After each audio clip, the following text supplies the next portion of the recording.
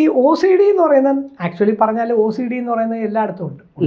എനിക്കുണ്ട്, നിങ്ങൾക്കുണ്ട്, ഇയാൾക്കുണ്ട്, എല്ലാവർക്കും ഉണ്ട് OCD. മനസ്സിലായില്ലേ? പക്ഷെ നമുക്ക് അത് വന്നിട്ട് അൺകൺട്രോൾഡ് അല്ല. മനസ്സിലായില്ലേ? ഈ സംശയം എന്ന് പറയുന്നത് എല്ലാവർക്കും ഉണ്ട്. OCD ഒരു വിധത്തിൽ സംശയമാണ്. ഇപ്പം ഈ OCDയിൽ എന്ത് പറ്റും, ചിലർക്ക് എന്ത് പറ്റും, അയാൾക്ക് കയ്യിൽ എൻ്റെ കയ്യിൽ എപ്പോഴും രോഗാണുക്കളാണ്, ആ സംശയമാണ് അയാൾക്ക്. അതാണ് ഒബ്സഷൻ, സംശയം. അയാൾ ആ സംശയത്തിന് എന്ത് ചെയ്യും, അപ്പോൾ എന്ത് ചെയ്യും, എൻ്റെ കയ്യിൽ അണുക്കളാണ്, ഓക്കെ ഞാൻ കൈ കഴുകണം, കൈ കഴുകും.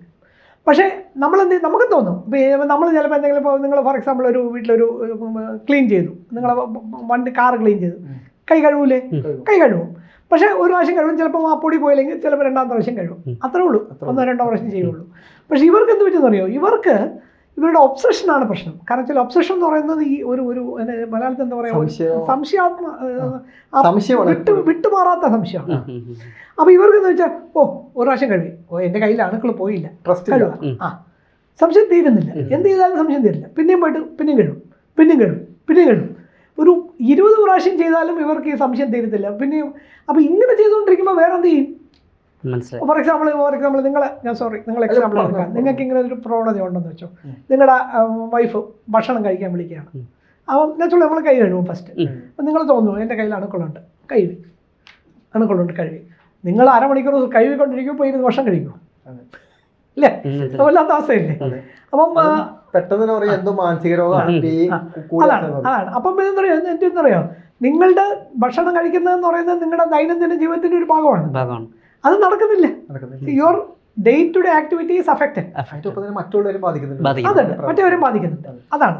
അപ്പോൾ ഇങ്ങനെ വരുന്ന ആൾക്കാർ ഇങ്ങനെ അതിന് നമ്മൾ പറയുന്നത് ക്വാളിറ്റി ഓഫ് ലൈഫ്. ഇങ്ങനെ ഒരുപാട് എക്സാമ്പിൾസ് ഉണ്ട്. പക്ഷേ നമ്മൾ ഇതൊരു പൊതുവേദിയായതുകൊണ്ട് നമ്മൾ എക്സാമ്പിൾസ് പറയുന്നത് ശരിയല്ല. പക്ഷേ ക്വാളിറ്റി ഓഫ് ലൈഫ് അഫക്റ്റ് ചെയ്യുന്നു. അത് അവർക്ക് ജീവിതത്തിൽ ഇത് തന്നെ പണി. ഇപ്പോൾ ഫോർ എക്സാമ്പിൾ ഒരു ദിവസം 1000 പ്രാവശ്യം കൈ കഴുകി എന്തായാലും കൈ തേഞ്ഞു അല്ലേ, സോപ്പ് തേഞ്ഞു, കൈ തേഞ്ഞു, അത്രേ ഉള്ളൂ.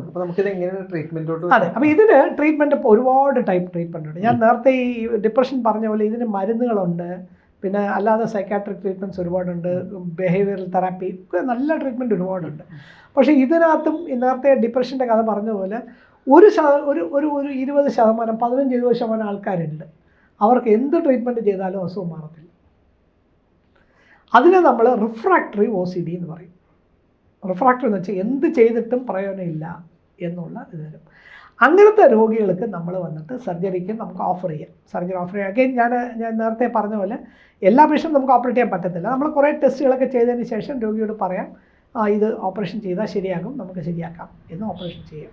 അപ്പോൾ നമ്മൾ ഓപ്പറേറ്റ് ചെയ്തിട്ട് അതെന്ത് ചെയ്യുന്നു വെച്ചാൽ, ഞാൻ നേരത്തെ ഈ ഓട്ടിസത്തിൻ്റെ കഥ പറഞ്ഞ പോലെ തലച്ചോറിൽ ഓരോ ഏരിയാസ് ഉണ്ട്. ഈ anterior limb of the internal capsule എന്ന് പറഞ്ഞൊരു ALIC എന്ന് പറയുന്ന ഏരിയ, ആ ഏരിയയിലാണ് നമ്മൾ 2 ഈ ഇലക്ട്രോഡ് വെച്ചിട്ട് ഇവിടെ ഒരു ബാറ്ററി വെച്ച് സ്റ്റിമുലേറ്റ് ചെയ്യുമ്പോൾ ഇവർക്ക് ഈ ഒബ്സഷൻ ഉണ്ടാവും, പക്ഷേ കമ്പൽഷനും ഉണ്ടാവും. തലയിൽ ചെറിയൊരു ഹോള്, ഈ പിൻ ഹോൾ ഇട്ടിട്ട് നമ്മൾ ഇലക്ട്രോഡ് വെച്ചിട്ട് ഇവിടെ ബാറ്ററി വെച്ചിട്ട് സെയിം സ്റ്റിമുലേറ്റ് ചെയ്യുക. ഈ ഒബ്സഷൻ ഉണ്ടാകുന്ന ആ ഏരിയയിലാണ് ഈ ഇലക്ട്രോഡ് വെക്കുക. അതെ ഒബ്സഷൻ ഉണ്ടാവും, പക്ഷെ അവർക്ക് അത് കമ്പൽഷനായി മാറും. അപ്പോൾ അവർ തന്നെ എൻ്റെ കയ്യിൽ കുഴപ്പമൊന്നുമില്ലല്ലോ. അപ്പം നമ്മളെന്ത് ചെയ്യും, നമ്മൾ ഒരു പ്രാവശ്യം കഴിവിട്ട് പോകുമ്പോൾ കുഴപ്പമൊന്നും കാണുന്നില്ല, ഒന്നുമില്ല, കുഴപ്പമില്ല എന്ന് നമ്മളതിനൊക്കെ തീർന്നു. അങ്ങനെ അവർക്ക് ആ കമ്പൽഷൻ ഇല്ലാതായപ്പോൾ ഇവർക്ക് ഈ OCD ഉള്ളവർക്ക് ഒബ്സഷനെക്കാളും പ്രശ്നം കമ്പൽഷനാണ്. മനസ്സിലായില്ലേ? ഇങ്ങനെ എൻ്റെ കയ്യിൽ വൃത്തികേടായിരിക്കുന്നതെന്ന് തോന്നുന്ന ഒരു വിഷയമല്ല, പക്ഷേ അതിനുവേണ്ടി കഴിവിക്കൊണ്ടിരിക്കുന്നതാണ് പ്രശ്നം. സാറ് നേരത്തെ പറഞ്ഞ പോലെ ഒരാൾ ബാത്റൂമിൽ പോയിട്ട് തിരിച്ചു വരുമ്പോൾ അയാൾ കൈ കഴുകണം എന്നുള്ളത് ഫാക്ടറാണ്. പക്ഷേ ഒരു കുട്ടി, സാർ പറഞ്ഞ പോലെ ഒരു കുട്ടി ബാത്റൂമിൽ പോയി കഴിഞ്ഞാൽ 20 തവണ കുളിക്കുമെന്ന് പറയുമ്പോഴത്തേക്ക് അതൊരു മുടങ്ങി പോവാണ്. ഈ സർജറിയിലൂടെ ഇത് മാത്രമാണോ ക്യൂർ ആവുന്നത്, അതും ഇതിനോട് അനുബന്ധമായ മറ്റെന്തെങ്കിലും? അല്ല, അതല്ല, ഇതിനോട് അനുബന്ധപ്പെട്ടമായിട്ടുള്ളതെല്ലാം നമ്മൾ മെഡിസിനിൽ ട്രീറ്റ് ചെയ്യാൻ പറ്റുന്നതല്ല മെഡിസിനിൽ ട്രീറ്റ് ചെയ്യാം. മനസ്സിലായല്ലേ? ബിക്കോസ് ഇതിനകത്ത് ഈ സർജറിയുടെ വേറൊരു ഈ ഇപ്പോൾ OCDക്ക് ട്രീറ്റ് ചെയ്യുമ്പോൾ OCDക്ക് മാത്രമേ നമുക്ക് സർജറി ചെയ്യാൻ പറ്റുള്ളൂ. ഇപ്പോൾ OCDയും ഡിപ്രഷനും ഉണ്ടെങ്കിൽ രണ്ടിനും ഒരു സർജറിയിൽ രണ്ടും തീരത്തില്ല. ബിക്കോസ് ഡിപ്രഷൻ വേറൊരു സ്ഥലമാണ്.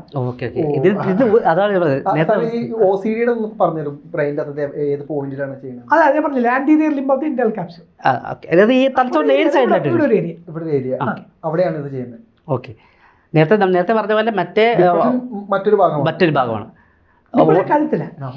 നമ്മളെല്ലാവരും വിചാരിക്കുന്നത് ഇതിൽ വേറെ ഏരിയ ആണ്. ഫോർ എക്സാമ്പിൾ ഓട്ടിസം വേറൊരു ഏരിയ, സാധാരണക്കാരെ പാർക്കിൻസൺ വേറൊരു ഏരിയ, ഓരോ ഏരിയ ആണ്. നമ്മൾ സാധാരണക്കാർ നിൽക്കുന്നത് വളരെ ചെറിയ സാധനമാണല്ലോ. ഓരോ ഏരിയ ഓരോന്ന് കൺട്രോൾ ചെയ്യും. അപ്പൊ ആ ഓരോ ഏരിയയിലോട്ടാണ് ഇത് കൊടുക്കുന്നത്. അങ്ങനെയെങ്കിൽ ഇത്തരത്തിലുള്ള എല്ലാ ഫോർ എക്സാമ്പിൾ ഓട്ടിസം ചെയ്യുന്ന ആൾക്ക് വന്നിട്ട് അമിഗ്ഡല കുറച്ച് ഇവിടെയാണ്. അപ്പോൾ നമ്മൾ മറ്റേ വയറിട്ട് നമ്മൾ എക്സ്റേ എടുത്ത് നോക്കണമെങ്കിൽ ഇങ്ങനെ ഇരിക്കും. പാർക്കിൻസൺ എടുത്തിട്ട് എക്സ്റേ എടുത്ത് നോക്കിയാൽ ഇങ്ങനെ ഇരിക്കും. കാരണം വെച്ചാൽ അത് പുറകിലൊരു ഏരിയ ആണ്. അപ്പോൾ എക്സ്റേ നോക്കി ഇപ്പം എന്നെ പോലുള്ള ഒരാൾക്ക് പറയും ഇത് പാർക്കിൻസൺ ഓപ്പറേഷൻ ചെയ്താന്ന് പറയും.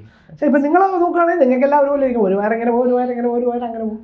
സാർ അപ്പം ഇപ്പം ഈ എല്ലാത്തിനും സാർ പറഞ്ഞില്ല, ഇപ്പം വയറിങ്ങനെ പോകുന്നു സാറിന് കണ്ടാൽ മനസ്സിലാവും. അപ്പം ഈ എല്ലാത്തിനും ഈ ഓപ്പറേറ്റ് ചെയ്യുന്നത് ഒരു സൈഡിൽ തന്നെ ഹോൾ സൈറ്റ് ഒരിടമാണ്, ഒരു സൈഡിൽ തന്നെയാണ്. അവിടെ നിന്ന് പിന്നെ ഈ വയർ അങ്ങോട്ട് കൊടുക്കുക. ഏത് ഡയറക്ഷൻ എന്നുള്ളത് നമ്മൾ തീരുമാനിക്കും. ഓക്കെ, നമ്മളത് പ്ലാൻ ചെയ്ത് തീരുമാനിക്കും. സാർ ഇപ്പൊ ഈ ഡിപ്രഷൻ സർജറി ഉണ്ടെന്ന് പറഞ്ഞല്ലോ, അതും എങ്ങനെയാണ് അപ്പൊ വരുന്നത്? ഡിപ്രഷൻ കഴുത്തിലാണ്, തലയിലല്ല. എന്താണ് സാർ അതും കഴുത്തിൽ വരാൻ കാരണം? ഡിപ്രഷൻ വന്നിട്ട് പല ഏരിയ നിന്നാണ് വരുന്നത്. ആൻഡ് ഈ നെർവ് വന്ന് ആ ഏരിയയിൽ നിന്നെല്ലാം വരുന്നത്. അപ്പം നമ്മൾ പല ഏരിയ സ്റ്റിമുലേറ്റ് ചെയ്യാൻ പറ്റാത്തത് കൊണ്ട് ഈ നെർവ് വഴി ഒറ്റയടിക്ക് പല ഏരിയ സ്റ്റിമുലേറ്റ് ചെയ്യും. ഓക്കെ സാർ, നമ്മൾ ഈ പലപ്പോഴും ഈ ഡിപ്രഷൻ പോലുള്ള അസുഖങ്ങൾക്ക് നമുക്ക് ഈ അസോസിയേറ്റ് മെമ്മറി ഭയങ്കര ഇമ്പോർട്ടൻ്റ് ആണല്ലോ. അപ്പോൾ നമ്മൾ ഈ സ്റ്റിമുലേഷൻ ചെയ്യുന്നത് വഴി ഇവരുടെ പഴയ അതിലൊന്നും വ്യത്യാസം വരത്തില്ല.